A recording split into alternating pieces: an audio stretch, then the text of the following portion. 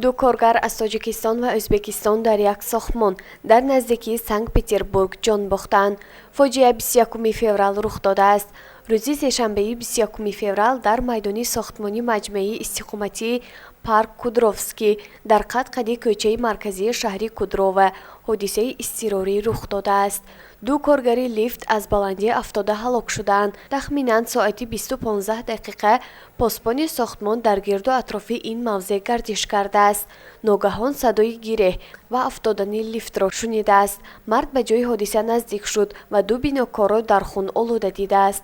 با اطلاع نشریه محلی شبکه 47 پاسبان ماشین یاری تجلی را دعوت کرده است، اما طبیبان تنها مرگ کارگران را گفتند.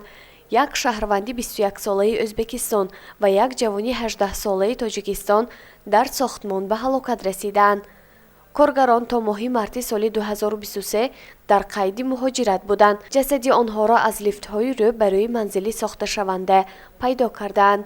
متخصصان تمامی حالت‌های حادثه را ارزیابی می‌کنند و در صورت موجود بودن اساس چاره‌های جوابی پروکوروری می‌اندیشند. نتیجه سنجش تحت نظارت دادستانی ولایت سرگئی ژوکوفسکی قرار گرفته است، گفته می‌شود در اطلاعیه.